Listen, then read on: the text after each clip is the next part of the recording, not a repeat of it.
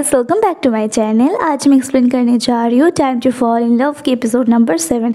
लेकिन उससे पहले अगर आपने अभी तक पिछले वाले एपिसोड्स नहीं देखे तो फिर पहले उन्हें देख लीजिएगा और प्लीज़ इस वीडियो को आप लोग एंड तक देखना। तो फिर चलो बिना किसी देरी की एक्सप्लेनेशन शुरू करते हैं। एपिसोड की शुरुआत में हमें सू को दिखाया जाता है जो पार्सल पाते ही माँ को कॉल करके बोलती है बहुत ही ज़्यादा सुंदर है। तभी उनकी मेड वहाँ पे आ जाती है और बोलती है कि तुम लोगों को चैरिटी के लिए जो नेकलेस देना था वो खा पे। तो सू बोलती है कि वो वहाँ पे ऑर्डर पे। तो मेड जो लेती है नेकलेस वो असल में सू की मम्मी ने जो दिया हुआ था वो गलती से उठा ली थी, उसको तो पता नहीं होता है। फिर उसके जाने के बाद ही वापस दी जिन आता है और बोलते हैं कि क्या आया है तुम्हारे लिए। तो सू बोलती है कि ये देखो ये माँ ने ऑर्डर किया है मेरे लिए, परंतु ये काफ़ी ज़्यादा कॉस्टली लगता है। तो दी जिन को तो सब कुछ पहले से पता होता है। तो वो बोलता है कि हाँ तुम्हारी फ्रेंड की चॉइस बहुत ही ज़्यादा अच्छी है। फिर वो बोलता है कि परंतु तुम्हारे पास कोई और ऑप्शन नहीं है तो फिर तुम यही पहनना। और ये सुन के ही सू बोलती है कि तुम तो ऐसे बोल रहे हो जैसे कि तुमने ही ऑर्डर किया। तो जीचिंग बोलता है कि नहीं बस मैंने बोला है। फिर अचानक से सू के पेट में दर्द होने लगता है तो वो बाथरूम चली जाती है और फिर आते ही वो लेट जाती है। तो जीचिंग पूछता है कि तुम इस ड्रेस को भी ट्राई नहीं करोगे। तो सू बोलती है कि नहीं कर सकती हो अभी, और मैं चैरिटी के लिए भी कल नहीं जाने वाली हूँ। तो जीचिंग पूछते हैं कि क्यों क्या हो गया अचानक से। तो सू बोलती है कि इसका कोई रीज़न नहीं है। तो जीचिंग को तो समझ में नहीं आता है। तो वो जाके कंप्यूटर में सर्च करने लगता है कि कोई लड़की अचानक से गुस्सा हो जाती है और वो जो पहले बोली थी करेगी वो अब नहीं करना चाहती है। तो इसका रीज़न क्या हो सकता है, परंतु उसको कोई भी इस तरीके का कुछ नहीं मिलता नहीं है। तो तभी सीटू उसको कॉल करता है और बोलता है कि मुझे छुट्टी चाहिए। तो वो सीटू से भी ये पूछने लगता है कि एक लड़की अचानक से अगर गुस्सा होने लगे और जो वो पहले बोली थी वो सब कुछ वो रिफ्यूज़ करने लगे और एक ही जगह पे लेटी रही और हिले ही ना, तो क्या हो सकता है। तो ये सीटू वैसे तो अजीब लड़का है परंतु इस बारे में इसको पता होता है कि आखिर उसको हुआ क्या है। तो वो उसको बताता है, परंतु जीचिंग को तो उसके बारे में कुछ भी पता नहीं होता है। तो फिर वो इसके बारे में इंटरनेट में सर्च करने लगता है और थोड़ी देर बाद जीचिंग फिर सू के पास आता है और बोलता है कि क्या तुम ठीक हो, क्या तुम्हें मेरी कोई हेल्प चाहिए। और फिर वो जाके जल्दी से सू के लिए गर्म पानी, स्नैक्स, चॉकलेट वगैरह बहुत कुछ लेके आ जाता है। फिर सू बोलती है कि हुयान कंपनी की प्रेसिडेंट गु जीचिंग को इस बारे में पता होगा, ये मुझे लगा नहीं था। तो जीचिंग बोलता है कि मुझे पता नहीं था, मैंने इस बारे में इंटरनेट पे सर्च किया। फिर उसके बाद पूरी रात जीचिंग उसका ध्यान रखने लगता है और इधर सीटू एकदम सच सवर के आ जाता है डेट के लिए। परंतु यहाँ पे माँ वैसे कोई डेट जैसी तो ड्रेसिंग सेंस में नहीं आती। तो सीटू बोलता है कि तुम यहाँ पे इस तरीके की ड्रेस पहन के क्यों आई हो। तो माँ बोलती है कि तो मैं यहाँ पे कौन सा खाना खाने के लिए आई हूँ। तो वो इशारा करके दिखाता है कि उसको यहाँ पे बॉक्सिंग करना है, मतलब डेट पे बॉक्सिंग कौन करता है। फिर ये दोनों बॉक्सिंग के लिए रेडी हो जाते हैं और बॉक्सिंग रिंग में आ जाते हैं और यहाँ पे माँ सीटू के मुंह में एक जोरदार मुक्का मारती है। तो सीटू बोलता है कि देखो ये गलत बात है, क्योंकि तुम्हें पता है कि एक लड़का लड़की को नहीं मार सकते, परंतु एक लड़की तो लड़के को मार सकती है। इस वजह से तुम यहाँ पे मेरे को मारोगे और मैं तुम्हें मार भी नहीं सकता। तो माँ बोलती है कि मुझे पहले से ही पता था कि तुम कुछ ऐसा ही बोलोगे, इस वजह से मैंने पहले से सब कुछ डिसाइड करके रखा है। फिर वो एक लड़के को दिखाता है और बोलता है कि तुम इसके साथ लड़ोगे, और वो लड़का असल में एक प्रोफेशनल कोच होता है बॉक्सिंग का। सीटू तो उसको देख के ही डर जाता है, परंतु फिर भी वो लड़ने के लिए रेडी हो जाता है इस शर्त पे कि अगर वो एंड तक लड़ता रहा तो फिर माँ को उसको उसके WeChat ID पे ऐड करना पड़ेगा।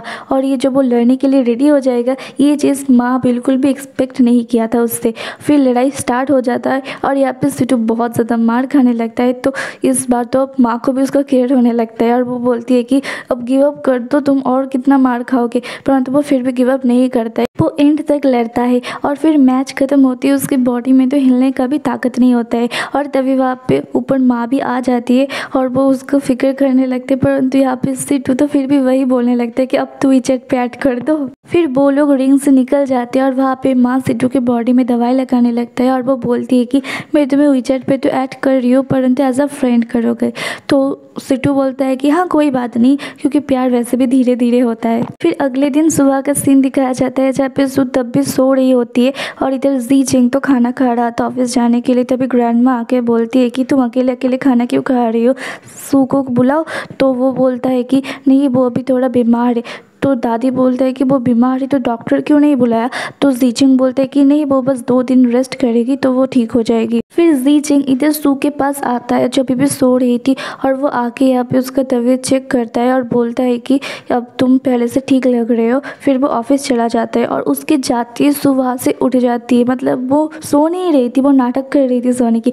और वो बोलती है कि ये लड़का अचानक से इतना ज़्यादा जेंटलमैन कैसे बन गया, ये पहले तो ऐसा नहीं था, मुझे तो डर लग रहा था इसके आंखों में भी आंखें डालने में। फिर रात को चैरिटी पार्टी में हमको दिखाया जाता है कि जीचिंग वहाँ पे अकेले ही जाता है और उसको अकेले देख के जो पूछता है कि सू नहीं आया है आपके साथ, आप अकेले आ गए हो, एक ऑड नंबर। तो आप लोगों ने अगर पिछले वाले एपिसोड्स देखे तो फिर आपको पता होगा कि जीचिंग को अकेला कोई भी चीज़ पसंद नहीं होता है, इसको हर एक चीज़ 2-2 करके चाहिए होता है। तो इस वजह से यहाँ पे सिट्टू ऐसा उसको बोलता है।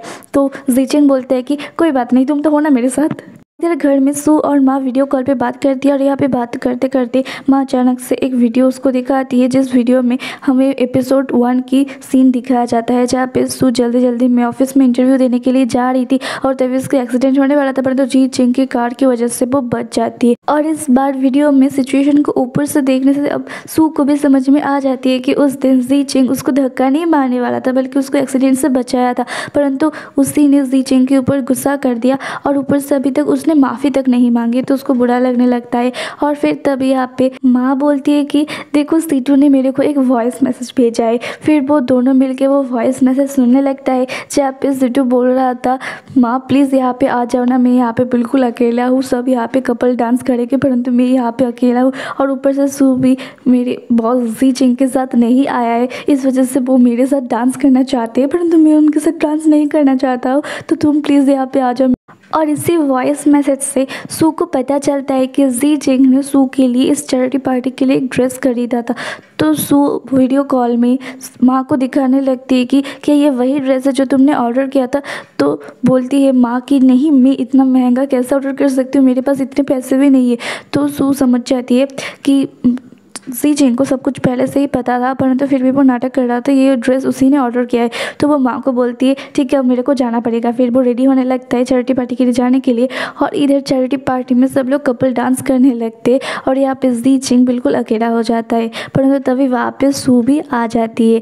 और ये जो वो आ जाएगी अचानक से, ये जीचिंग ने बिल्कुल भी एक्सपेक्ट नहीं किया था, परंतु सू उसके पास आ जाती है और बोलती है कि मेरे साथ डांस करोगे। फिर वो दोनों मिलकर डांस करने लगते हैं और उन दोनों को ऐसे डांस करते थे सीटू अकेले ही डांस करने लगता है। और फिर इधर एंट्री होती है नैनगॉन की और उसके सामने एक नेकलेस दिखाया जाता है। वो नेकलेस वही होता है जो सू की मम्मी ने उसको दिया था, और वो जो नेकलेस होता है उसका नाम होता है एंजल टीयर्स नेकलेस। और ये देख के नैनगॉन को बहुत पसंद आती है, तो वो बोलती है कि ये मैं मेरे लिए रखूँगी, परंतु यहाँ पे नैनगॉन के अभी तक चेहरा हमें नहीं दिखाया जाता है। और फिर इधर डांस खत्म हो जाता है और सभी लोग यहाँ पे चैरिटी पे लगाए हुए चीज़ों पे बेट लगा रहे थे। तो जीचिंग सू से पूछता है कि अब तुम्हारे पेट में दर्द कैसा है। तो सू बोलती है कि वो बस एक दिन ही होता है। फिर थोड़ी देर बाद सू बोर होने लगती है, तो जीचिंग बोलता है कि अगर तुम्हें यहाँ पे कोई चीज़ पसंद आता है तो फिर तुम भी बेड लगा सकती हो, और फिर वो अपना फ्लैकर उसको दे देता है। तो सू खुश हो जाती है कि अब वो ये कर सकती है। और तभी वहाँ पे हुयान कंपनी की तरफ से चैरिटी के लिए लगाया गया है उसको दिखाया जाता है, और वो एंजल टीयर नेकलेस ही होता है। और वो अपनी मम्मी की दी हुई जब नेकलेस देखती है सू, तो एकदम से वो खड़ी हो जाती है और उसको ऐसा करती थी कि जीचिंग उसको बिठा लेता है और फिर पूछता है कि क्या हो गया है। और फिर जब वो नेकलेस देखता है जीचिंग खुद भी, तब उसको भी एक मेमोरी याद आता है बचपन की कि एक लड़की वही नेकलेस पहनी हुई थी और साथ में एक लड़का भी था, और वो दोनों एक साथ हाथ पकड़ के खेल रहे थे। और जीचिंग को लगता है कि इसी वजह से जब से मैं इसके साथ मिली हूँ तब से मेरे को बहुत ज़्यादा फैमिलियर सा लग रहा था, और ये नेकलेस भी इसी का है। मतलब कि इन दोनों में भी कोई चाइल्डहुड कनेक्शन है, परंतु इन दोनों को पहले पता भी नहीं था। परंतु अब जीचिंग को तो याद आ गया है, परंतु सू को भी ये बात पता नहीं है। और इधर सू पैनिक होकर बोलने लगती है कि ये नेकलेस मेरी मम्मी की है, मेरी मम्मी ने मेरे को ये दिया था, असल में ये नेकलेस मेरी ग्रैंड मदर की है और ये ग्रैंड मदर ने ही हमारे लिए छोड़ के गया था। तो जीचिंग बोलता है कि ठीक है, हम लोग इसको फिर से बेट लगा के जीत लेंगे। तो सू थोड़ा काम हो जाती है। और फिर स्टेज में नैनगॉन आती है और वो वही एंजल टीयर नेकलेस पहन के ही आ जाती है और बोलती है कि हुयान कंपनी ने चैरिटी के लिए इस नेकलेस को दिया है, और अगर इस नेकलेस को कोई खरीदना चाहता है तो फिर वो बेट लगाए। तो सबसे पहले ही जी चिंग बेट लगाता है, परंतु उसके बाद ही फू बया भी उससे ज़्यादा बेट लगा देता है, क्योंकि वो ऑलरेडी इन लोगों के पीछे बैठ के सब कुछ सुन रहा था।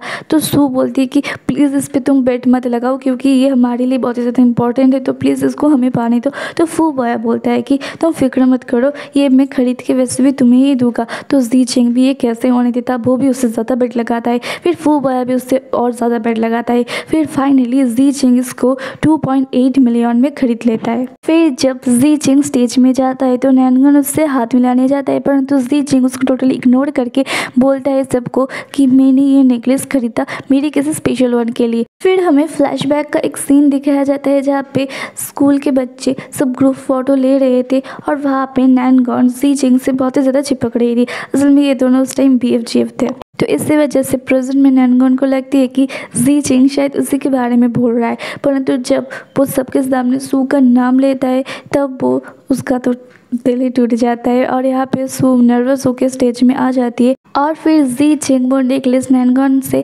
लेके सू के पास लेके आ जाता है और बोलता है कि मेरे लाइफ को दोबारा से लाइट अप करने के लिए शुक्रिया। मेरे साथ मेरे लाइफ में जिस तरीके से मेरी प्रॉब्लम में मेरे साथ दिए वैसे ही आगे भी देना, हम दोनों ऐसे ही आगे भी साथ रहेंगे। और फिर वो नेकलेस उसको पहना देता है और इसी के साथ ये एपिसोड यहीं पे ख़त्म हो जाता है। अगर वीडियो आप लोग यहाँ तक देख रहे हो तो फिर इसके लिए बहुत बहुत शुक्रिया। और प्लीज़ अगर वीडियो अच्छा लगा हो तो फिर वीडियो पे लाइक शेयर एंड कमेंट ज़रूर कर देना। और अगर चैनल पे नए आए हो तो फिर चैनल को प्लीज़ सब्सक्राइब कर दो। मैं फिर से मिलूँगी आप लोगों के साथ इसका एपिसोड के साथ। तब तक के लिए अपना ध्यान रखना, दूसरों का भी ध्यान रखना। Bye bye.